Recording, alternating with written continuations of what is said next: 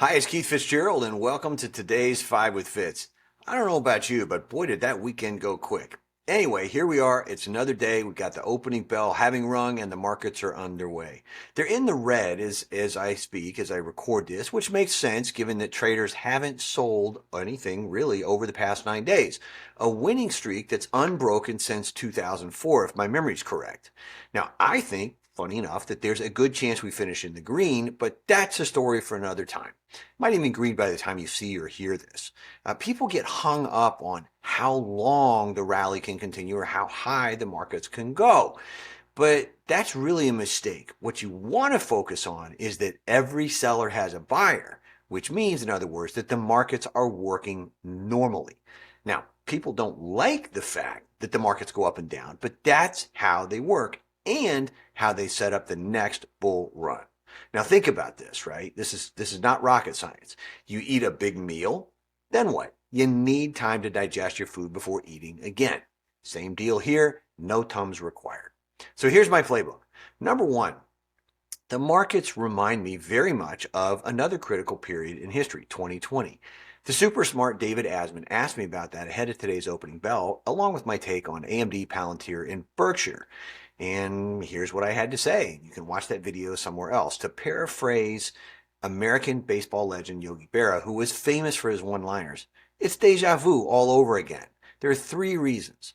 Number one, a pronounced hook that is consistent with traders rapidly buying after sellers have been exhausted and the ticker tourists have been sent a packing. And number two, something that can be fixed at the stroke of a pen or a policy change, in this case, tariffs. And number three, finally, the markets are learning to be comfortable with being uncomfortable, just like they were in 2020. So I think we could have one heck of a bull run ahead of us after we get the last of this out of the market system. Number two today, 3 ways to trade Palantir, even if you're not a trader. Now, Palantir reports today after the markets close, and I cannot wait to see what they have to say. More importantly, I will be exceptionally surprised if Team Carp doesn't knock the leather off the ball. But funny enough, that's not what I'm watching. Traders have run Palantir shares sharply higher in recent trading, which makes me think that the Merry Marauders could be setting up for what's called a rug pull or a fade, meaning that they're going to take prices down even if the numbers are spectacular.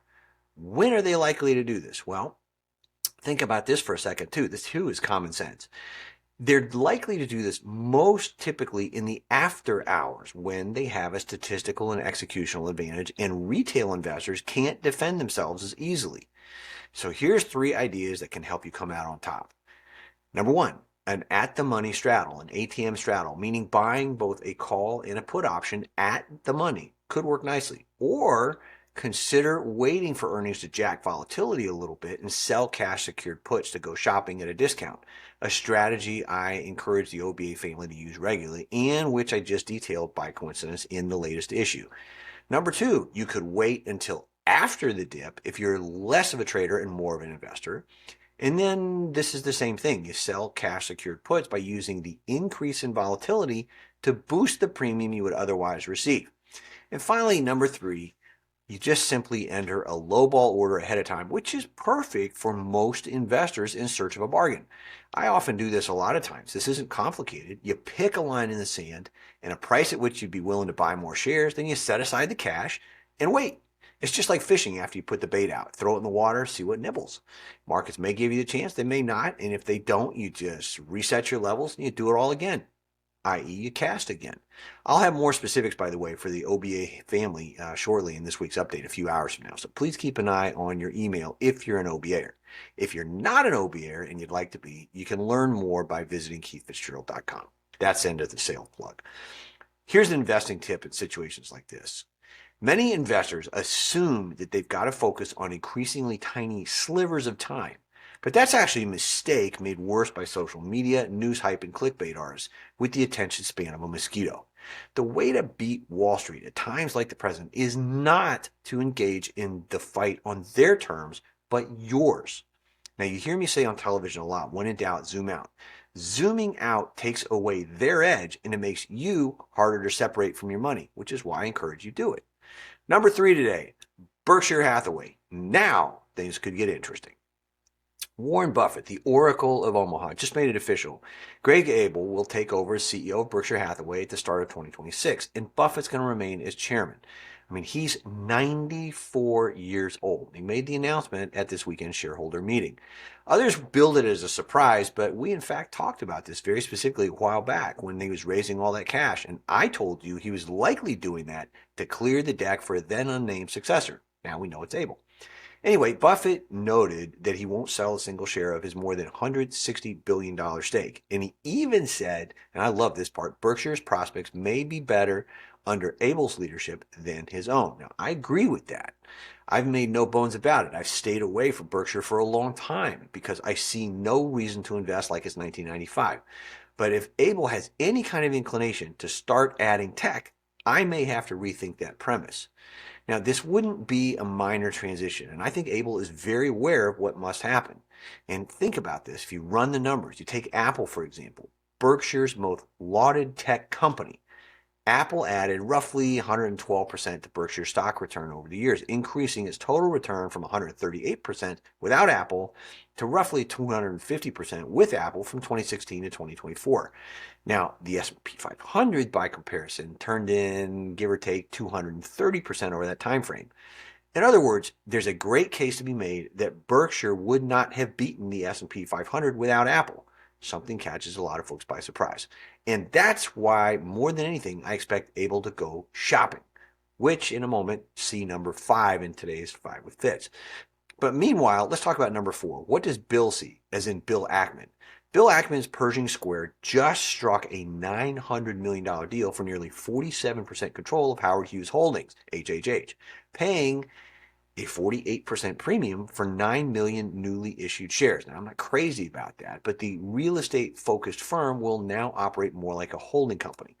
Ackman's stated goal, and we've talked about this before, is to build a modern day Berkshire Hathaway. Now, I don't know how you start from real estate and get to that, but that's, Ackman clearly has a plan. As part of the deal, he's going to become executive chairman, while Pershing CIO Ryan Israel will take the same role at HHH. The company will also pay Pershing base and performance-linked management fees, although voting power is going to be capped at 40%. Now, shares are up in 8% in the pre-market trading on the news when we looked, but this is a definite maybe or a could be interesting. What's Ackman cooking up? I've learned over the years you never dismiss him when he makes a move like this, so we're going to take a look. Number 5, Netflix might just be the only tariff-proof stock after all. U.S. President Donald Trump is pushing for a 100% tariff on all foreign-made films, calling it a national security move to revitalize domestic production. Now, he blames overseas incentives and California's leadership for Hollywood's decline. If enacted, the policy could upend global film distribution and content pipelines. Now, here's what most people don't realize. Most traditional studios are actually very exposed to this, and take a look at the credits for any of a dozen big blockbusters over the last 20 years, and you will see an increasingly large swath of Chinese production companies and their money at work. But Netflix, this is the interesting part. I told you a past month ago, or roughly a month ago, April anyway, that Netflix was tariff resistant and that it would appear that I might have been onto something. People thought I was bananas at the time. And I get it. As much as I dislike the company, I'm not alone because it's constantly trying to cram more and more advertising, personalized recommendations down the pipeline, or at least the cable, that I don't find all that helpful. But that's, just me and lots of people who evidently wrote in and told me as much when I said the same thing. But, and still, one of my cardinal rules is keeping your emotions out of the equation. Mine too. So I've got to take a page from my own playbook. Here's the thought, is that Netflix does offer global scale, original content across markets, and ad tier momentum that make it one of the very few players that could not only just survive this kind of disruption, but profit. So I might have to think this one too. Rethink it anyway. Imagine if Berkshire were to buy Netflix, but that would be a mind blower and a half. And if it happens, you can say you heard it here first. Today's bottom line, the real danger most investors face at times like the present is one they don't see coming. And I say that because contrary to what many people think, there's no shortage of profit potential out there. There is just a shortage of people thinking big enough. So grab your share or somebody else will. You got this, I promise. As always, let's make it a great week and start the week strong. Here's the opening bell. Into your profits. I'll see you tomorrow.